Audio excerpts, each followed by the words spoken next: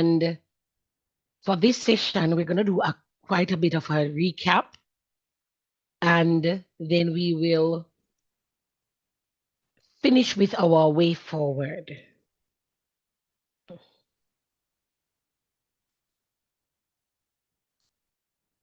Great. I hope you're able to see the screen.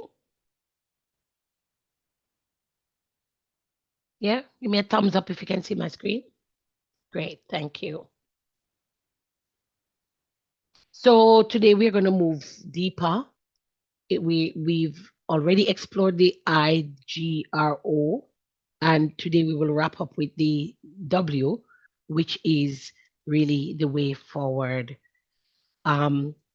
My aim for today is for us to do just a recap on what we've already covered, but also that for our practical, we will walk through the scenario from start to end, from the I to the W, so we can do it in one. So I'm going to breeze through this first part. And one of the reasons why I'd set it up like this was because Irva, you and Tara had missed session 2. I had made the recap a little bit stronger, but because you guys caught up last week, then I think I can breeze through a little bit faster so we have more time at the end to go through the scenario. All right? But again, just to set the stage, we are using this IGRO model, and it is really structured. The way it is structured is a really helpful framework when it comes to mentorship, and it's widely used in coaching. And we define the issue, the goal, the reality, the option, and the way forward.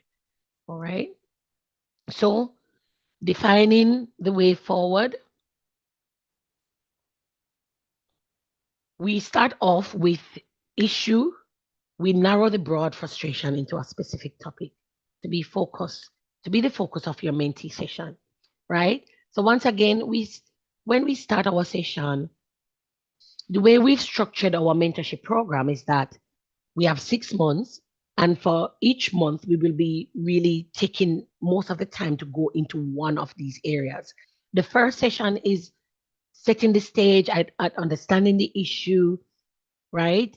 If time permits, and depending on how ready your mentee is, then you can also start to set a goal with them.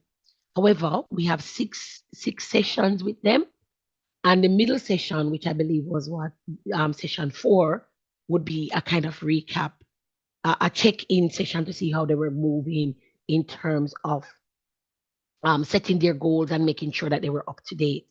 So we have the 5 sessions that correspond to the other letters of, in the model. We have enough time that if we are focusing on only one of these per session, there's more than enough time for us to be able to cover the material with them. But I encourage us that, for example, at the beginning, if we can really help them to hone in on that issue when they come first, really narrow down on among the X, Y, and Z number of issues, which one of these would be your priority for us to focus on during our 6 months together. And if there's enough time in that first session, then we would look at the goal, which is really defining what success looks like when I have addressed this issue, right? And at the end of our time together, this is what we would love to see achieved. And of course, it needs to be specific, measurable, and realistic. And of course, it has to be time bound. And when we say time bound, it doesn't mean that you have to achieve it within the 6 months. The aim is that by the end of the 6 months, you will be able to at least have a way forward. There's going to be an implementation plan by the end of the 6 months. But some of your mentees, they actually might be proactive enough that as you are doing each session with them, they are proactive enough to leave and go and make things happen. For some mentees, they're not going to be that ready and prepared. And so by the end of your 6 months, they might actually not really achieve their goals. But the W part, which we'll deal with a little bit later, is really about a way forward. So if they haven't accomplished most of what they say they want to do, they must at least have an action plan of how they're going to move forward by the end of the session. All right. So the issue and the goal is always about starting with the end in mind. And that's where our goal really helps us. Start with the end in mind so we can work through them. If this is where is this is what I would love to achieve, this is where I want to go, then we can work from there when it comes to the realistic side of things. We reminded ourselves of the four distinct learning models last week, the learning styles. And I really mentioned that when it comes to the reality, understanding the way people learn can be really helpful, right? So it is important for us to understand how people actually learn. So this is something that we can ask during our goal setting, you know. So or at the beginning of the session when you are setting the stage and laying the ground rules, we can ask questions like, what way do you learn best? How do you like feedback?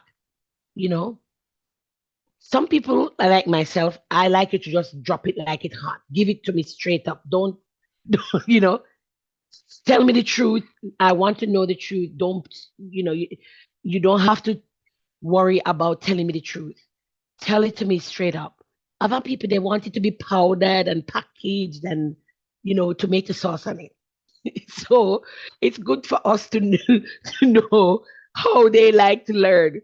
So and that's part of our setting the stage when we come when we are signing our contract and our agreement with the mentee. These are some of the questions you can ask at that stage. But in case if you forget during that goal setting time, or that it's good to remind yourself that it's important for me to understand how this person likes to interact when they're in this kind of relationship. So when we come to our reality, it's important for us to separate facts from feelings. And we are establishing the reality by asking questions to find out what have they done already? What have they tried? What are the potential barriers that they may encounter or have encountered? What potential barriers they may face as they go on this journey? And anticipate them. Can we anticipate them? Are these internal or external barriers? And then, of course, what resources do you have available to you? Do you have some allies? Do you have access to certain things already? And so on. And so we frame this as the SBR, the situation. Always remember this as a great little tool to guide you through this session. And this can be really helpful if you have one of those mentees who are really chatty and they just keep going on and they want to just talk about the problem. So we can guide them. So what exactly is the situation? What's happening now? Where are you at on your journey? Then we ask them, what have you tried already? What were the results of what you've tried? And then we ask them about, what potential barriers have you faced? What are the external or internal obstacles? And then we can say, what resources are available to you? What do you already have? What support do you already have? Are there opportunities that are already there that you could tap into?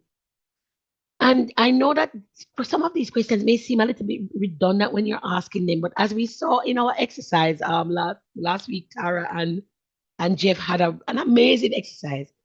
And there was one very well strategically positioned question that helped to just explore stuff.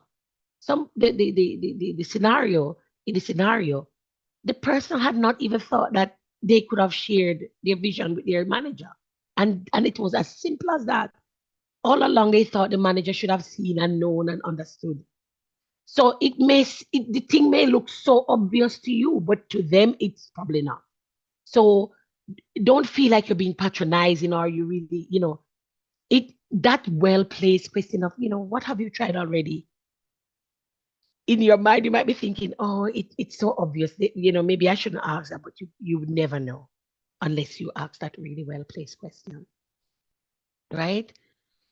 So again, we tend to stay away from the why haven't you done this or how. Sometimes the how questions can be a little bit challenging because people may not have, so we try to be as open ended, less leading. So be as open ended as we can enabling the participant or the mentee to really think outside the box so that they are coming up with the answers as much as possible, right? What have you tried? What were the results? What opportunities are there? What would you like to achieve? And so on and so forth. And a quick reminder that I've the I've put together like a list of questions that I could think about that you can have handy whenever you are doing this. So the options. The options are then, once we understand what the reality of the situation, then we want to explore what the options are. And this is a very creative brainstorming process. And we always avoid binary thinking. I've tried this and I've tried this. It's not this or that. We want to get at least three. And as I've said before, oftentimes that third option can be the golden one because it's where you are pushing them to think really beyond the box. You know, as people, we tend to think of the quickest and easiest way. And oftentimes, with just a little prodding, that extra deep dive inside is where you come up with the real gold. So we want to remove constraints. And sometimes people may think, I can't think of anything. And then because they're thinking of all the barriers. So we can always ask them if these barriers, and you can refer to the ones they mentioned earlier, if these barriers were not in the way, what could you do, right? And oftentimes that's a good place where we have the breakthrough. All right. So we've looked at the issue. We looked at the goal. We've explored what the reality is. And we've looked at potential options that your mentee can, work towards. The important thing is that at the end of the day, we want to make sure that the mentee is walking away with a tangible plan, right?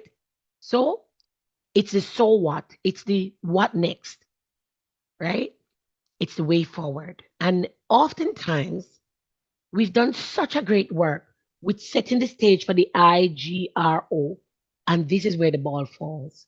The what next, the where to from here, the way forward, right? Because we failing to lock in the who, the what, and the when. And this is a really critical stage in helping your mentee to really cross the bridge. All right. So when we've gotten to this place, it's really around helping them to say, so where do we go from here? What is that one thing you can do when you leave here? What are your next steps? Now, the questions you will ask, it depends on where they are at this stage in the process. So like we said earlier, some people may be more proactive than others. They will be acting more promptly and more intentionally. So we are looking for high clarity actions. They must be exactly clear about what they're going to do when they leave, right?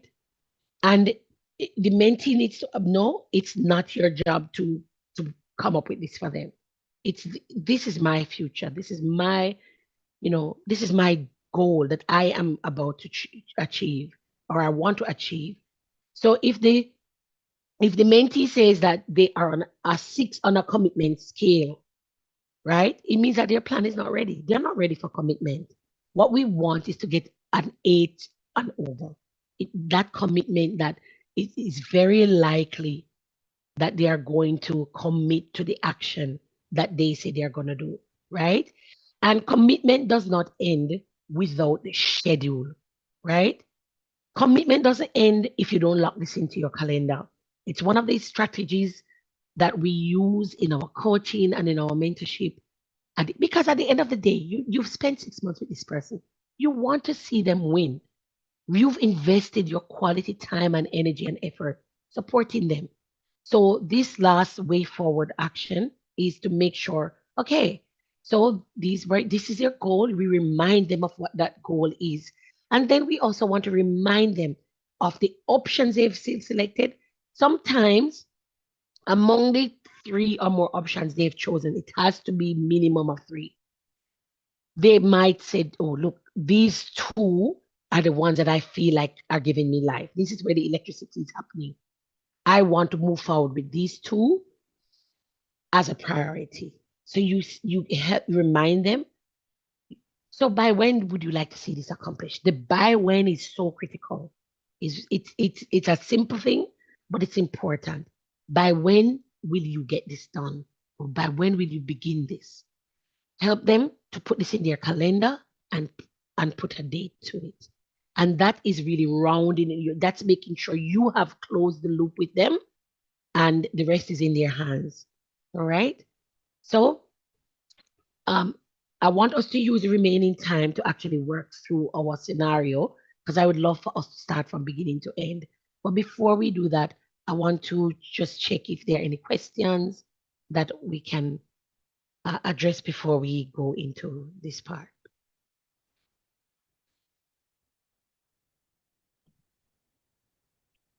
Sorry, I don't have a Well, question, but I won't be able to actively participate in the activity. yeah, But I'm yeah, listening for the first section because I'm almost at my location. I apologize.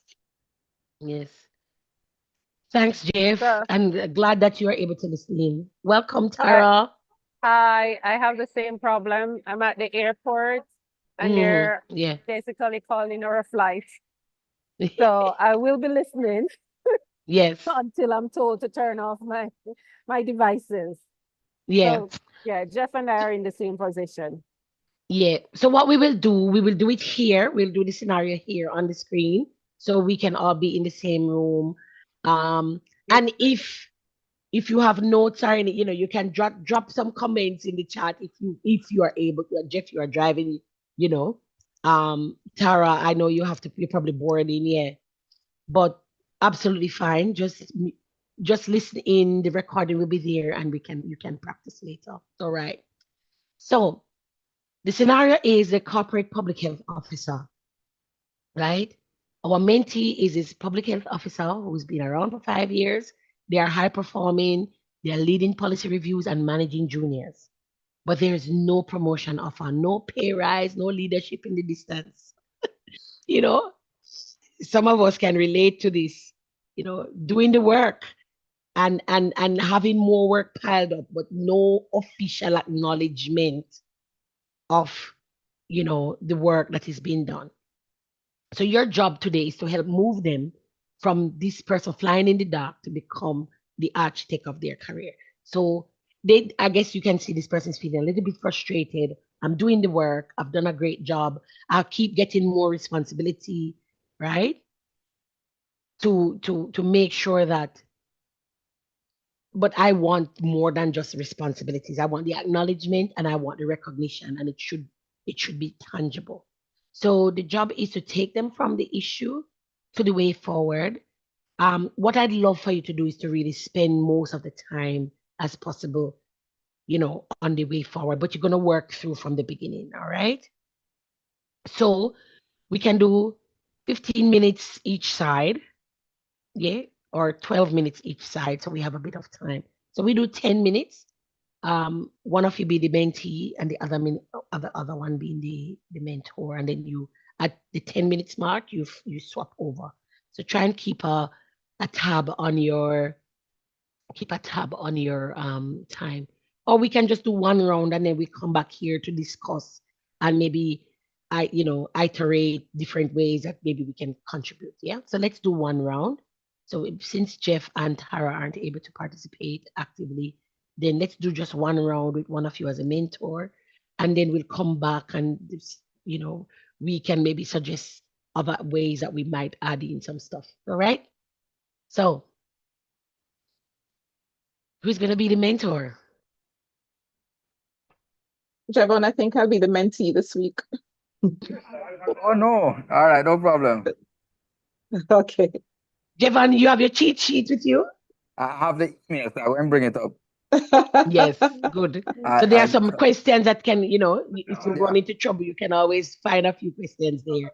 All right. Is the scenario clear? The scenario is clear. Yeah. The scenario is All clear. right. Yes. Yeah. All right, guys, over to you. All right, give me a second. Let me just look for the Well, Your cheat sheet. yeah. Hey, Irvin, good day. Thanks for taking the Hi, time to good day. join. Thanks for taking the time to join for this mentorship session. I'm really excited to have this conversation with you. How are you doing? Well, I'm doing well as I can be under the circumstances. But good to be here. How are you? I'm doing quite well. That's good to know. So I want to open the conversation by just checking to say and how things are going at work and in your in your professional space, what's your current feeling? Well, Javon, I have been in this organization for such a long time, and I get a lot of the work that I believe should be given to senior leaders. I do my best, I deliver at them.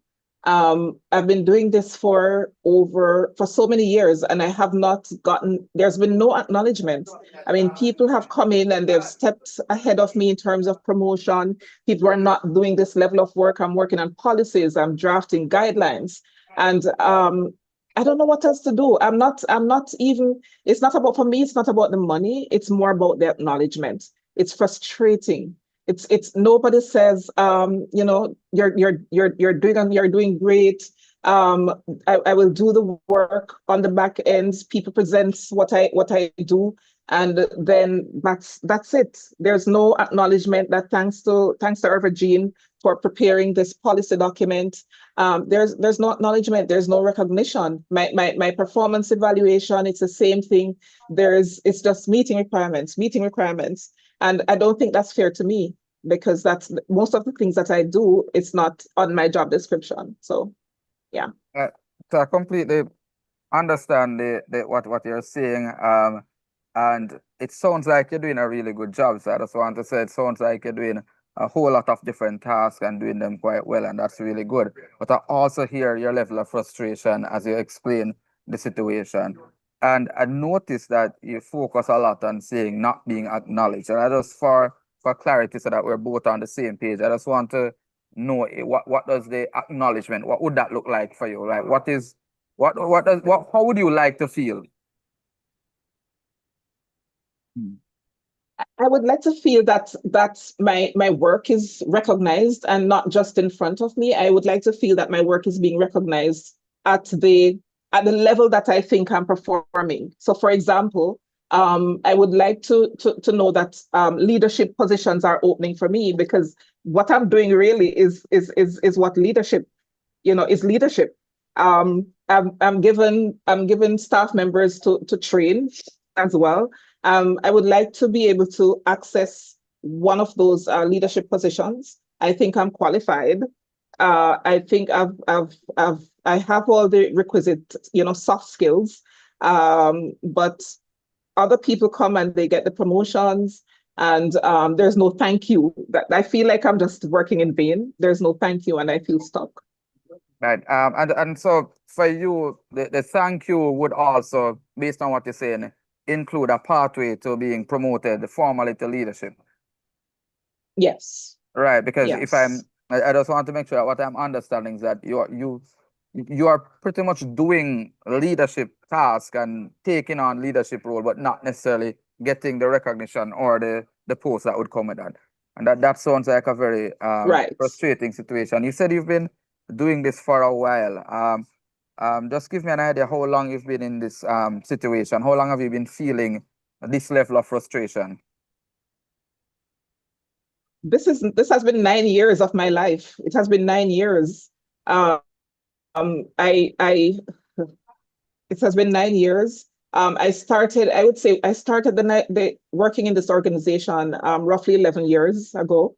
And in my second year, I started getting, work for leadership. And I know there are opportunities. I mean, it's building my experiences. It's building me up for the future. But what future if I'm being passed over for promotions? So I while I appreciate and I see the opportunities in terms of self-development, but for what? So that's my frustration. And I hear that, and I hear you mention about doing performance reviews and, being told that you meet the expectations. But beyond that, have you ever had any further conversations or follow-up beyond, just completing those review sessions or forms? No, I have not, because when I joined the organization, a few of the other staff members told me that performance evaluations were just, ticking boxes. There was no real value in terms of arguing or having any further discussion. And I don't want to appear out of line in these cases. So I follow the status quo and I sit and I do get the evaluation done, and then I get out of there and move on. So I kind of wonder to what extent, if, there is no avenue for you to have a conversation or to follow up on those reviews, would your potential for leadership, do you think that is known to your supervisors? Not your potential, but also your interest in leadership. I think they can see it from my posturing. Yeah, they can see it from my posturing. I have not, one of the things that I fear that if I breach the top, if I approach this topic with any of my supervisors, they might see it as I'm dissatisfied, and I have this fear that this will prevent me from being considered for a leadership role. No, would you consider that you are dissatisfied? I am dissatisfied. Yes, I am dissatisfied. So, I am. If on a scale of 1 to 10, that would be a 10 for me. I am dissatisfied. I do my work. I do my best. I put my best in it. But I am dissatisfied. so in a way, I hear what you say about being dissatisfied and fearing the way that might be perceived should you communicate that with your supervisors. But at the same time, I am not sure, and I would want you to think about, do you think that they might perceive the level of dissatisfaction that you have?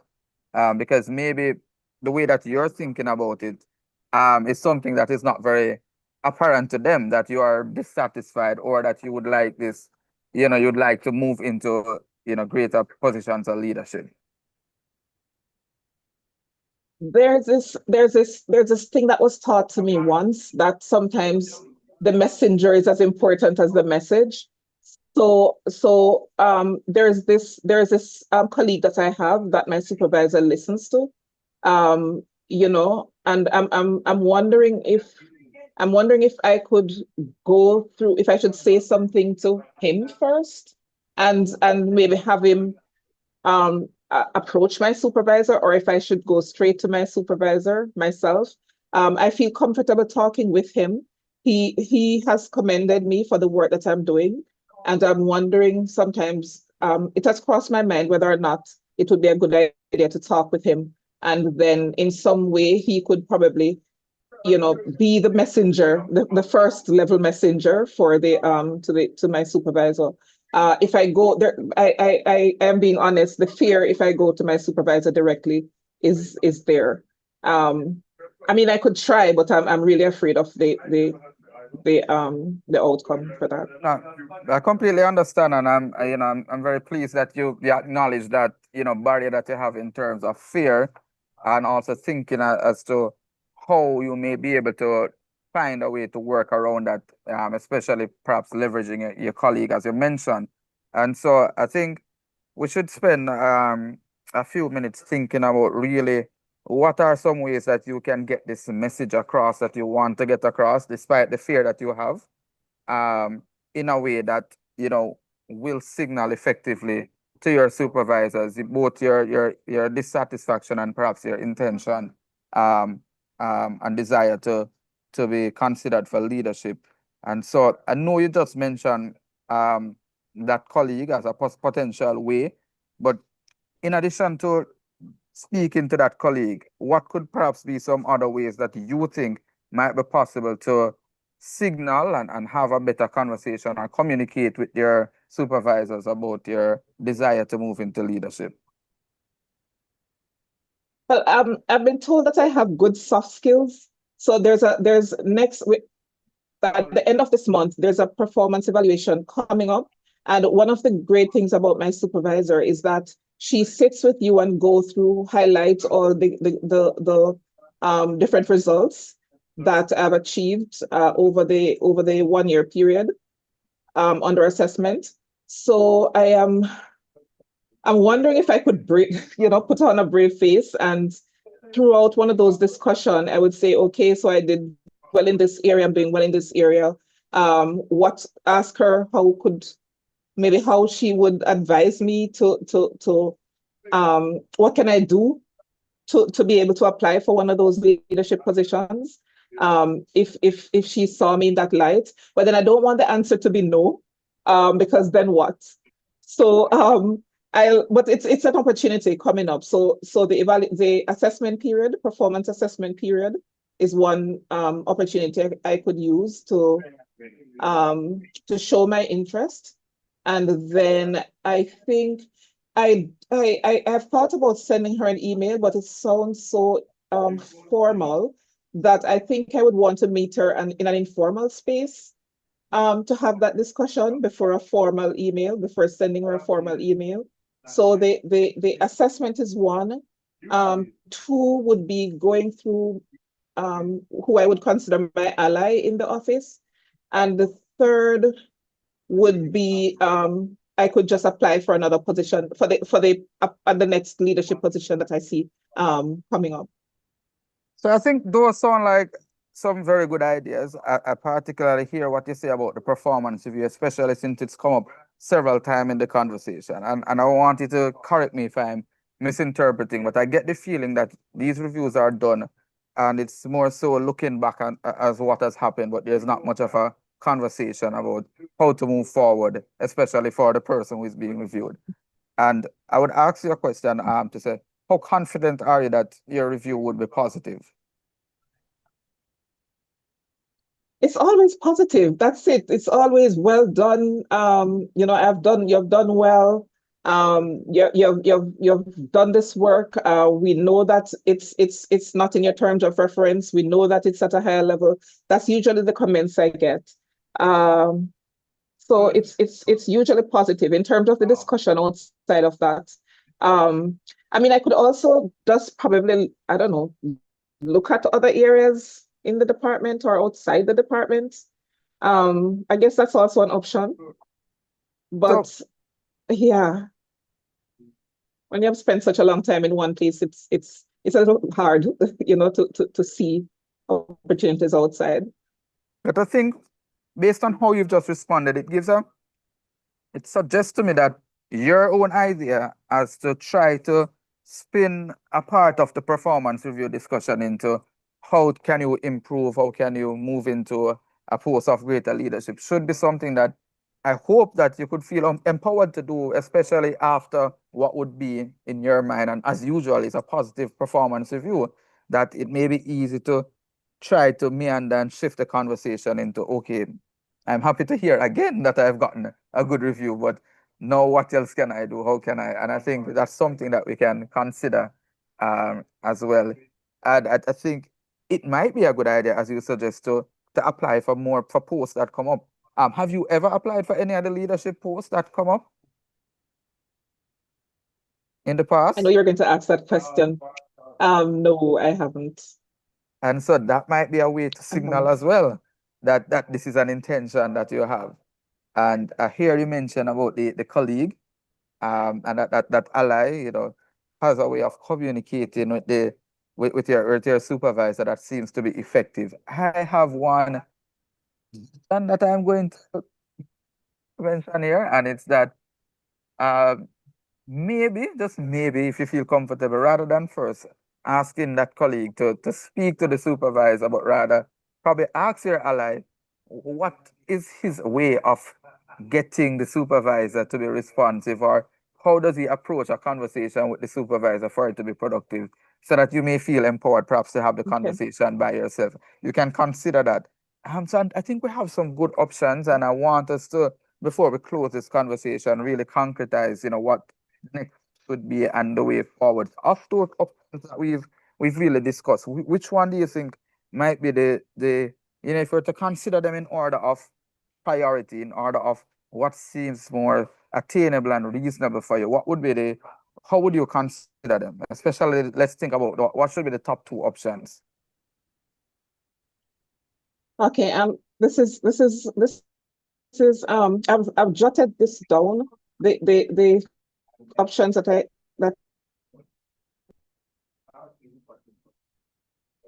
that we discussed. And I think the top one for me would the way you suggest. I like the way you suggested that instead of asking him to talk to my supervisor, to ask him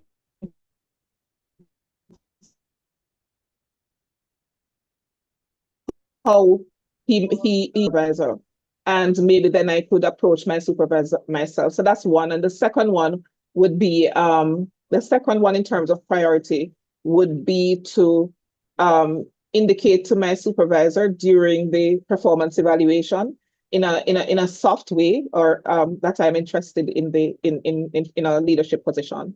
That sounds great. That sounds great to me. I don't want to say, well, you already know when the performance evaluation is coming up. When is that supposed to happen? It's the 30th of February. Okay, so it's coming up very soon. Sorry, the 30th of March. So that's coming up very soon, about a month. And then in terms of speaking to that ally, that colleague, that trusted colleague, when do you think it would be reasonable for you to have that conversation with him? So I have one-on-one meetings with him once per week. So next week, Wednesday, that is the 4th of March, I can have that conversation with my colleague.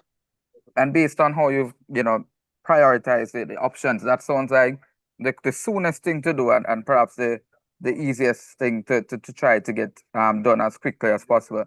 And I just want to say, clarify that based on your level of comfort with speaking to this colleague, this ally, do you think you would need to prepare ahead of that conversation, or do you feel comfortable to have that conversation? Just by talking with you, it's I think our discussion has highlighted how important these steps are for me. So I think I want to prepare. I want to prepare and have some talking points so that even some of the discussions that we have had here, I can make sure that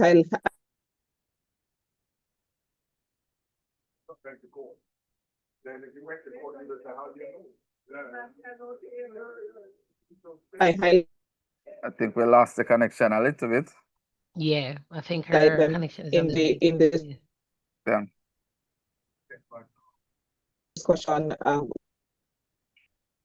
with my colleague. So I think we lost your connection for a second, Urvaji, but I think we got most of what you were saying. Just did the last part there. Steph?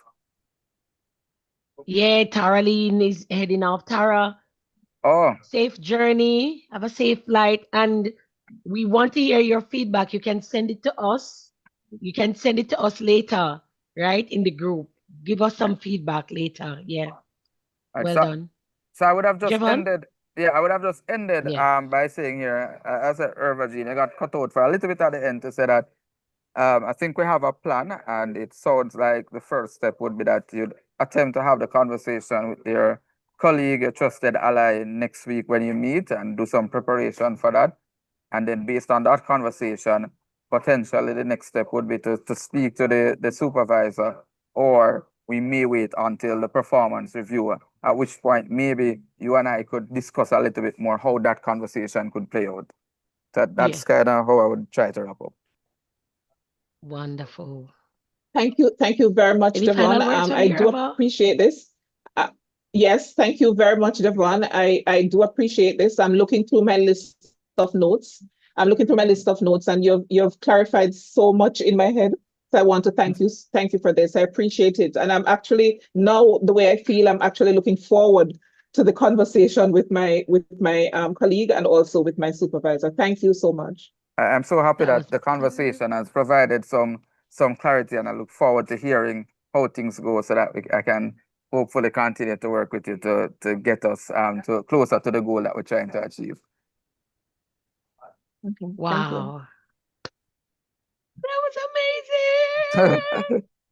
That was so good. Thank you so much, guys. That was really amazing. Thank you.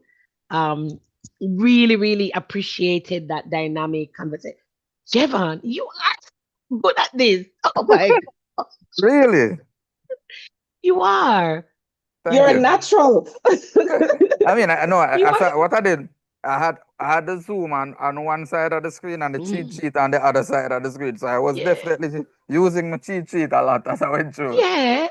You were, but we couldn't even tell. Like, I know you were looking for it to begin with. I know, so I know you actually had it open up, Right. but it didn't appear to us that you were even reading from something, or you know Yeah, the way I'm you happy to hear that. explained yourself, it didn't sound like you were even reading from something. You just really, like, you've said it in your own words, you made it flow, it was comfortable, it wasn't intrusive. And I could see also that, like, you tried your best to make your mentee as comfortable as possible. There were, you know no Yes. judgment. You were supporting the mentee. I love the reflective listening, by the way. It was so Mm. well done. And I feel like this is a natural part of your personality. Perhaps, perhaps. Yes. Reflective Yes. listening. You always Yes. made sure that you understood what the mentee was saying. You were reflecting it back to them. And I feel like every time you reflected it back, I could see Irva was thinking. So it Mm. helped the mentee to actually, ground, where they were. And so for me, just sitting as a bystander, I thought that was so absolutely amazing. And I know this is a very controlled environment, so you just have a few minutes. The difference is when you have your session, you have a whole hour. So you don't have to, you don't, but the way Right. you do that, Mhm. you will easily be able to get through a lot more in one session, right? And manage that time. So absolutely well done. I really love watching the two of you. And the two of you have this kind of rhythm. Yeah, You work really well together, I think actually. so. I think so. I think so. You Yeah. have a really Yeah. great rhythm Absolutely. together. Yeah. So that was really amazing. Jeff, I'm not sure if you're in a position to comment. I saw your comment earlier. If you are and you wanted to provide a little bit of feedback, please feel free to do so, whether through the chat or if you are able to share. Yeah, so Jeff said in the chat, Jevan, you're amazing. You're a natural. That was very good. Oh, that was Yeah. that was No, that was that me. was That was Herbazine, me. and then Jeff said that was very Yes, good. that was me. Jess said that was very good. Yeah. Oh, I don't know why I thought I saw Jeff's name twice. Yeah. Mhm. So from both of you, Evergene, any comments, feedback from you? Yes. I think man, this I think. Okay, so Javon, the way you asked the questions, just adding to what Stephanie said, they made me feel comfortable because I was thinking of an actual, well, part of it was an actual scenario, part of it was made up, but it made me feel comfortable. It made me think. It provided clarity in my the made up part head in the me that was there. It made it clarified a lot in my head. And at the end of when you were wrapping up, it actually made me feel lighter. That I was looking forward to this meeting. But it's the way you did what you did. It wasn't intrusive. It wasn't judgmental, and we were speaking as colleagues, and it's yeah, it felt natural. Well done. Thank you. Happy it went that way. I really enjoyed going through it and going through the steps. Hmm. One of the things for me is I've been trying to, as I go through the role plays, is to get through the different points of the I grow Hmm. model without Hmm. making it very clear that I'm moving from here and I'm doing this now, and then I'm doing this and then I'm doing this. So I Yes. was trying to be as Yeah. smooth with that as possible. The only thing that I think might be, I think in many cases in the real world could be a little bit different. I think Irvagine was very ready, not necessarily but quick with her A options. response. So yeah, Yeah. I think it might have a little bit more reluctance and time. working through to get the options Yeah, from the yeah. actual participant. So it was very easy for me, given that Mm-hmm. she was providing me with the options Yeah, very, very quickly. So I was like, all right, I have a lot to work with now. yeah, Yeah. yeah. Absolutely agree, Javon, that in the real world scenario, it might take people a little bit more time to come up with options. Yeah. And especially if the reality is a difficult one. Right. Yeah. Yeah, and that's where your cheat sheet comes in, just to Yeah. steer it, because people can actually really get so hung up on the situation itself, and rightly so. You know, you've been working in a situation for so long. Like I could feel through the scenario wherever ever was. I was kind of like almost putting myself in that Mm. scenario as the person she's trying to pretend to be. Mm. And thinking, no, what in God's name would I do? And funnily enough, I've actually been in that situation. The Yeah, one many thing that I people. was thinking of though was, isn't there like a professional development component that comes into these performance? You know, Yeah. because the truth is that not every organization think about the benefits for you. It's Right. always about get the work done and get it done now, but they don't put enough time. Yeah. And in many developing countries, this scenario is going to be a reality. You're Yeah. always at Hollywood, always in Hollywood, but nobody promotes you. You're always acting, or taking on more responsibilities. And the reality may be there might not be opportunities inside. So one thing is about, could there be external? And when I say external, like external to your team, could there be like a horizontal opportunity available, maybe in another unit or another Mm. department, another team, that you can now leverage those transferable skills into, right? So there's always those opportunities. But it's good for the mentee to Yeah. be clear, and you can ask them, are you only particularly interested in an internal leadership role, or are you open to Mm. external opportunities? Sometimes that prompt might be something that you have to use, right? Well done, team. We're out of time. I just want to say, and but man, we've completed this within the time Yeah. frame. Yeah, we Kudos. did Well one. done. Well Well done. done. Yeah. So this is the end of the 3 sessions. My question to you is, do you feel that you need anything else to tie this all up? Um, or are we ready? Are we ready for launch? What else would you love to have, if anything?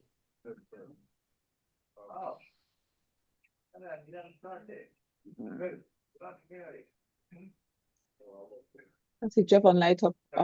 Okay, so I So can I go was ahead. wondering. I feel okay. I feel that you've given us a lot, and the cheat sheet is very helpful. In terms of execution, I think one of the things I personally will do is practice. I'll Yeah. practice using the cheat sheet and that smooth flow from one area to the next, and using in my own words. Um, yeah, but I think that's I'm ready. Yeah. Great. Absolutely. What about you, Javon? No, I feel good. I feel really good about it, and the way that we've broken up the sessions in terms of the understanding, but also the practice. I think that has helped a lot. Yeah. Yeah, I think, and I think it's comforting hearing you say it, Steph, last week or the week before, that you still go through the Yeah, preparation each time you do a session, and with your I experience do. still doing that. Then I mean, Yeah, I think it's more it's about normal. it's just being prepared for each session, and Yeah, using up the resources and the cheat sheet as much as possible. So yeah, I'm feeling good. I'm feeling really good about it. absolutely. And remember that you'll have Mhm. at least an hour with your mentee. And So Mhm. depending on how the mentee is able to progress, but we're just doing a 15 minutes exercise here. We're breezing through. But you have about 45 minutes to do this with your yeah, mentee. So, you know, it's not going to be so rushed. And then you will have the notes from the previous week. which is always good to reflect. Okay, last week we did this is where the mentee is, and always use that maybe that first 5 to 10 minutes to refresh where we are at, so that they are prepared, and then you also prepare them for what you're going to do in that session. So last week, this is what you shared. You reflect back to them. This is where you are at. It's also good for that reflection at the beginning of your session as well, because something may have happened since you last met, right? So they could have, because they're in a different headspace now, and I've seen it happen. They came in feeling so frustrated, but just because they've had somebody to sit and listen, they've had a time to do that self reflection. And they actually can oftentimes begin to even take action to change things, even before you have even suggested stuff. So, they might have something to share, like, oh, this something amazing happened this week. This happened. And then it helps with the new session that you're going to have with them.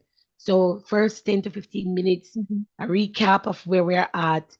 They can provide any updates as to, how they're feeling now, or something that may have happened over the past month since you last met, which then gives you the current situation for, if you're whatever topic you're dealing with that day, then you can pull on that. And it's always good to, pace yourself so you have enough time in that session. I guess the key things is to make sure you are monitoring your time. Don't allow the mentee to run away or go off topic too much. Always bring them back. And if you come across a situation where this mentee actually look like they probably need counseling and not mentorship, if the situation is so bad that, you're not making any progress, they just want to talk about the hurt, and then you might have to pull it in and say, look, have you actually sought counseling for this issue? I see that you're really anxious, or you might be, the person might be bitter or just can't get over, the fact that they were overlooked for a promotion, or they were demoted, or whatever it might be. So if you feel like you're trying your best to steer the conversation back to the topic at hand, and you can't seem to help them, they just want to go on and on and on and on and on about what's not working, you can say, look, let's pause for a moment. You're here for this. Why are you here again? Let them remind you why they're here. Why have you why have you come for this mentorship? What is it that you want to achieve? Can we please focus on that? It's respectful. It's also helping them to pause in that moment and remind themselves, this is where we are going. That's what we're here for. My role here is to support you to achieve that. If it seems as if the person can't get off, they said, look, I don't think you are ready for this mentorship. And then you can say, I recommend that maybe if you have employee assistance program or any kind of, professional counseling, you may want to consider this first before we continue with our mentorship session, and deal with some of the emotions, because that's not your mentor's role, right? Your job is not to counsel them. Your job is not to give them therapy.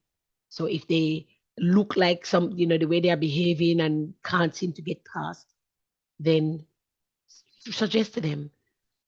From what I see is happening here, I really think that what may be more valuable for you at this time is that you seek some counseling from whether your workplace or a professional counselor, just to help you get a breakthrough with some of those emotions you're experiencing right now, so that when we actually come to mentorship, we can actually help you to achieve your goal. And that way you're being transparent with them, you're not frustrating yourself, and you're not wasting your time trying to mentor somebody who really needs counseling. All right. So with that, thank you guys. While I have you here, I think it would be important. So we did say that April would be our date for launch. So we have about a month that we can kick off. I'm traveling to Canada for the first 2 weeks I'll be traveling, and because of the distance, it will take 2 weeks for me to go and come back. So I'd suggest that we put it towards the end of April, which means we have enough time in between to, number one, advertise, have the launch, prepare for the launch, and then we can maybe meet 1 or 2 times in between just to concretize it. I've had 2 young persons here in Australia reach out. I think they're looking for mentorship from me, and one of them actually heard about GPHCON from, I think, Jody. So I've said to her, look, the mentorship platform are for people who are in places where mentorship is difficult to find. I am not prioritizing Australians. But if you want to join the network where you can, you're in the proximity, then you actually will benefit from the program.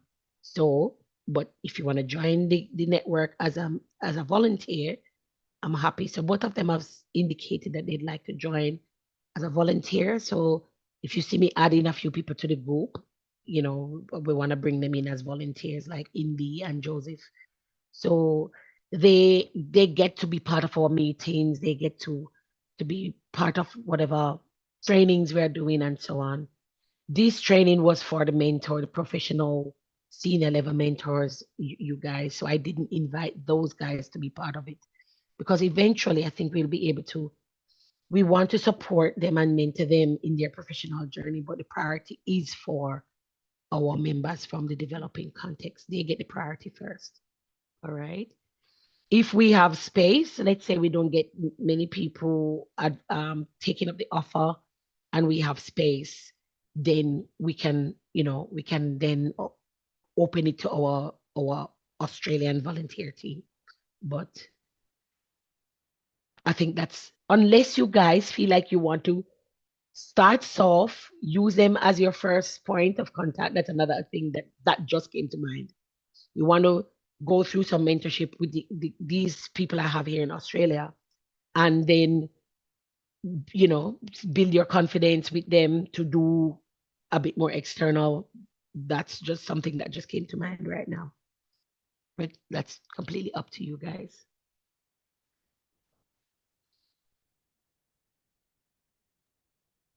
We have some thinking time, thinking room. Yeah, of course. Okay. Yeah, just let us know. Okay. But we'll meet again. Okay. We'll convene. I'll speak to you guys through the group. Then we'll know when. I'd say in the next 2 weeks we can set up a meeting for us to just finalize the plans, set a definitive date, draft some kind of program, but also then decide, how we want to roll this out. If you want to do probably not even such a long session with them, because probably it won't take so long. We could do a shorter time frame with those guys, and then sharpen the tools, give us an opportunity to iterate anything, and then in the meantime we would have advertised, and building some momentum with the wider membership. All right. Yeah, but we have time to think about it. All right. So thanks for coming. Thanks for being such a great team. And I'm looking forward to our continued work together as we build this network and we, achieve our vision of supporting and mentoring our colleagues. All right. Take care for now, guys. Thank you. And thank you too, Stephanie, for drafting us in. Yeah, and absolutely. Thank you. Thanks, everybody. Take care. We'll talk again soon.